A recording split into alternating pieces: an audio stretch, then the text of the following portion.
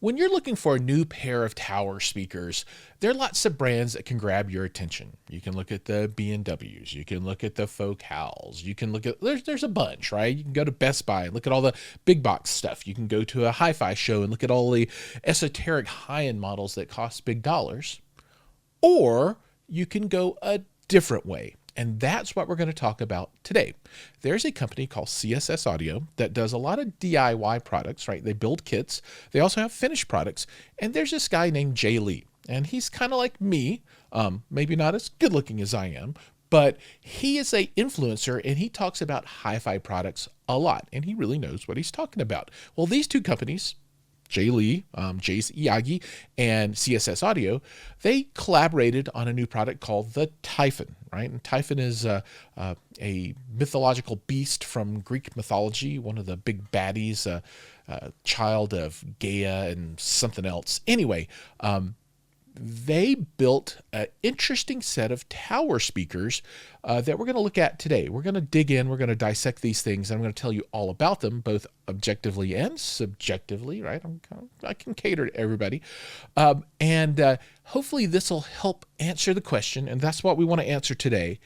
Is a pair of speakers built by a DIY company and designed by an influencer the right set of speakers for you, particularly at the price point of $5,500? Well, let's go ahead and get started and figure this thing out.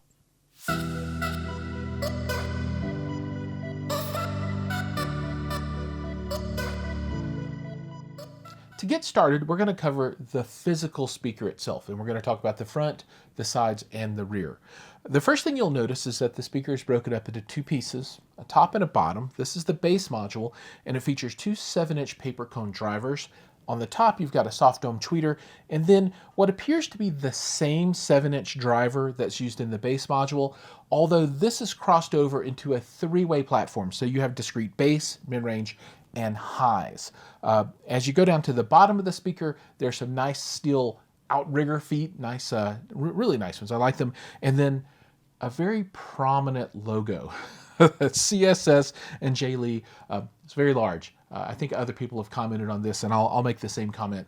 It's large. I thought about taking a hairdryer to see if I could loosen the thing up and take it off, but then I decided, no, let's keep that on there because that's part of the magic and mystique of the speaker.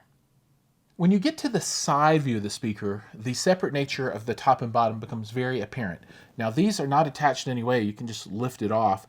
There are 3 indentation with 3 feet where this sits on top. So, it's not going to fall off by itself, but there's nothing connecting them. But the big takeaway from this is that this kind of evokes functionality on very high-end speakers, things like Wilson's that allow you to very specifically point different parts of the speaker to make up for time alignment issues and that kind of thing. Now, this is a much more gross kind of correction, meaning that there's just one correction. And my understanding is that this tilts through about 5 different degrees, and it allows you to take the tweeter alignment and point it more toward the ground so that you can really get that pointed directly at your head kind of result.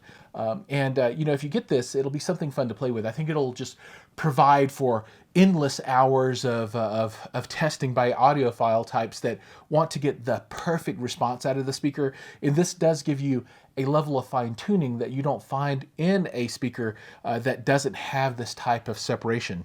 Other things to point out on the side is really the finish. And, this is some type of wrap, I guess.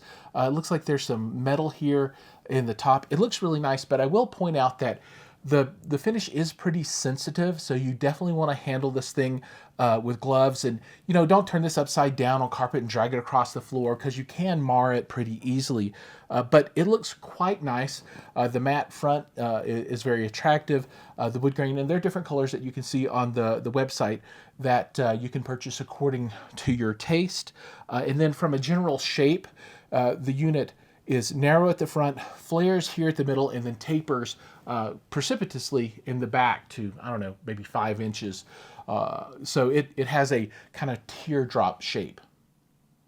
Here we're looking at the rear of the speaker. Starting at the bottom, you'll see a single set a 5-way binding post. This is the input. Now there's not multiple sets, so there's no bi-wiring or bi-amping capability for these speakers.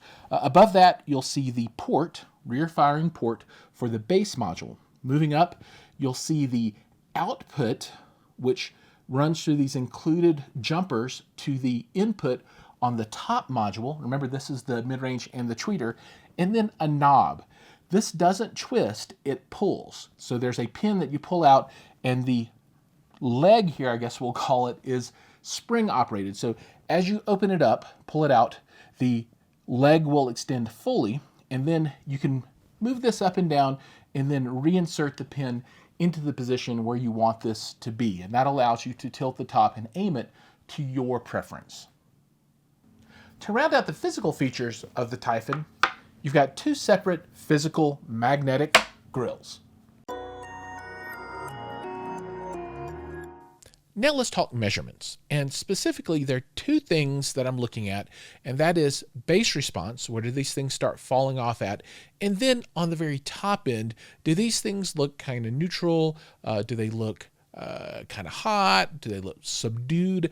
And I like to look at the measurement because then I can compare that to my subjective review of them and see if those 2 things match up. Usually they do, and we'll find out in this case if those match up as well by looking at these measurements. All right, to get started, I did a measurement with both of these speakers running at the same time. So I had my measurement microphone about 2 meters away from the speakers, and they're both playing a test sweep, and this is RAW from my laptop fed into the system. Now, one thing that I want to point out is that most of what you're seeing here, maybe not most of it, but anything that looks odd is really going to be the room. So this big dip right here at 72, and then this stuff over here, this is all room induced kind of things. The idea is that you just want to look at kind of the general curve here and look for big swings that are part of the whole curve trend of the speaker, and not these little dips that are, you know, acoustical issues inside of the room. Now, this is both speakers playing, and then I did a separate left and right, and you know, when you sum them both up, you get this. And then I also measured a bookshelf speaker, which is this guy, and we're going to use that as a comparison to kind of see the difference between this speaker and something else.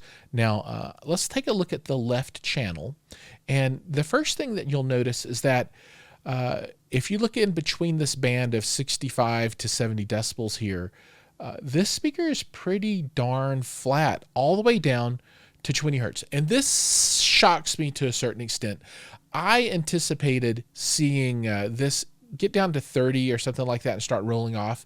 But the 2 7-inch drivers in this this tower speaker are doing pretty well. Now, this room gives a lot of gain at the low end. It really enforces the low end output of speakers. But there's a lot of raw material that you're working with these Typhons. So I'm not mad about it, right? That's pretty darn solid considering room gain, a lot of room gain, but it's, you know, it could be worse. And then if you look on the other end, you can see that these things are pretty flat up until you get into the range where people stop hearing things in general. And this is what I call the sparkle area, right? Because, you know, once you're up at 15,000 hertz, 16,000 hertz, that's like super high pitched ambiance kind of stuff. You know, nobody's singing at those pitches, and instruments don't really play up there either. But this would be like sibilants and things like that. And you can see it is rock solid flat all the way up to about 15, and then it starts tapering down after that. Okay, now, looking at this in isolation doesn't really give you a lot of information other than you can say, hey, look, it's pretty darn flat. And it's pretty darn flat. So let's compare it to a bookshelf speaker. And this is a Stark Sound ICH1. And one thing that I want to point out is once you get down to the bass, right, under 200 hertz down here, you can see how these things mirror each other with the big bounces. And that is a great indication that the dips are room induced as opposed to being speaker induced. So if you're ever not really sure, you know, take a couple of different speakers, measure both of them, and then the dips should be the same for your room modes, right? And that's how you can tell that it's a room thing as opposed to a speaker thing. What I do want to point out about, though, is what happens at 40 hertz here. So for this bookshelf speaker, which has a single 6.5-inch mid-bass driver, along with the tweeter, of course, you can see it says, okay, my life is kind of over, and I'm going to just, bow out slowly, right? And of course, that's a rear-ported driver or box there for the Stark Sound ICH1. The Typhon is also rear-ported, but with the dual 7-inch paper cone mid-bass drivers, or in this case, subwoofers, if you want to think of it that way. With the room gain, man, they are hanging in there. So I am not sad about that performance whatsoever. And if you look, for all this stuff from, I don't know, 100 and something, 120 all the way up to 10,000, the speakers have a similar kind of amount of output, right? So they're kind of doing what speakers do. Now, when you get to the top, you can see that the Stark Sound is kind of relaxed and rolls off a bit more than the Typhon does. Now, this gives you some information to say, well, what does that really mean? So my translation of this curve, just looking at the curve, and this is the objective measurements, is that the Typhon is kind of a middle of the road. It's not too hot, not too cold on the top end, whereas the Stark is a little bit more subdued once you get up to the very top. And remember, once you get up to 10,000, that's super high, and 15,000 is getting at the edge of hearing for a lot of folks. And then when you're up to 17, it's gone for the vast majority of all people, especially if you're older than 25 years old or something like that. So, we're only really talking about the super, super high-end stuff, but it would still lead me to say that the Typhon is kind of a middle-of-the-road, kind of not subdued and not super bright, but maybe true to music kind of speaker,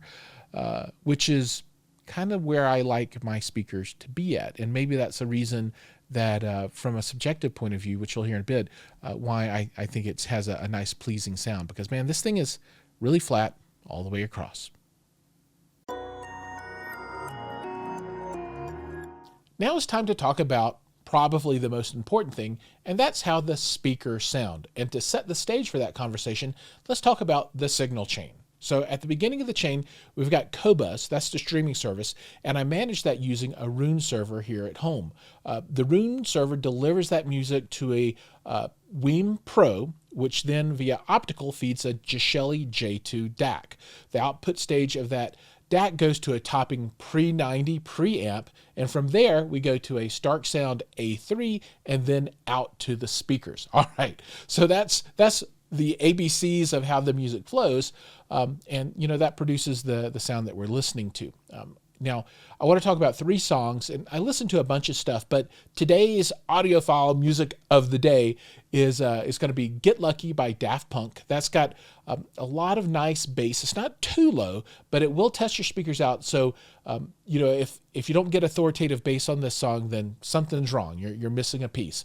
I also listen to Everything in Its Right Place, and I use that to really test soundstage and see how holographic and 3D the speakers can sound, and also a bit for how well the center imaging is represented by the speakers. And then finally, a song that I love and I think sounds really great, which is Pulp Culture by Thomas Dolby. That's one you might not have heard before, but it's electronica with great vocals, and I'm really listening for the mid-range on this song to see how Thomas's voice sounds as he's singing. So those are 3 of the pieces amongst many that I used to evaluate the speakers.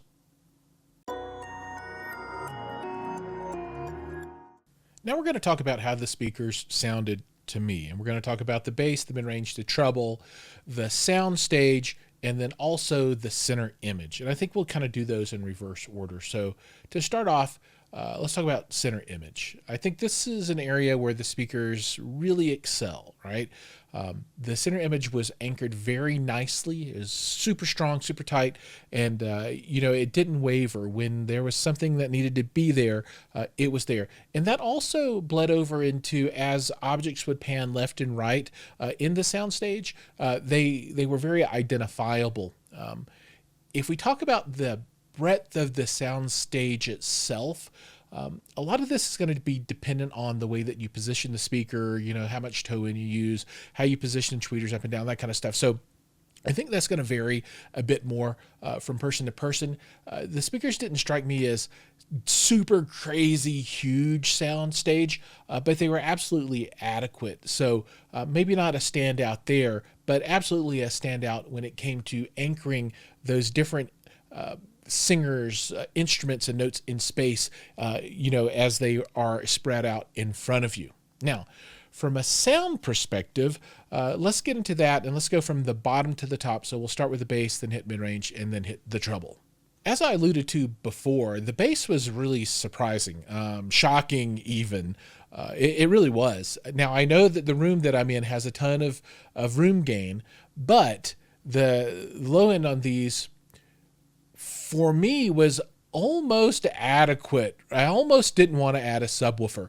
And if you know me, I find that almost every speaker that doesn't have, a large driver for low end reproduction benefits a lot from a subwoofer. Now, I listen to these speakers, when I'm listening for pleasure with 212s stereo, right, on each side. It's actually a small box, and they're 212s in each box, and have that with a stereo pair.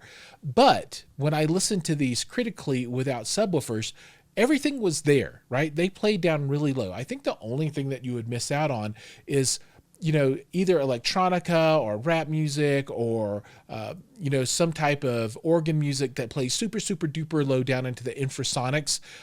There might be something down there that you're not getting, but I think for the vast majority of the listener out there, you're going to have plenty of bass, and maybe even too much if you think of things in audiophile kind of terms. So if you listen to a lot of classical or maybe classic rock, that kind of stuff, those aren't really super bass heavy kind of genres. So this might even be more than you bargained for, which is outstanding, because for me, they hit the mark of, okay, I can listen to these and not have to supplement, although I do choose to do so. I am extremely pleased with the bass reproduction on these. Just go back to the chart. I mean, if you have any questions, go look. And, my eyes got about that big when I measured it, and I think yours probably did too when you saw it.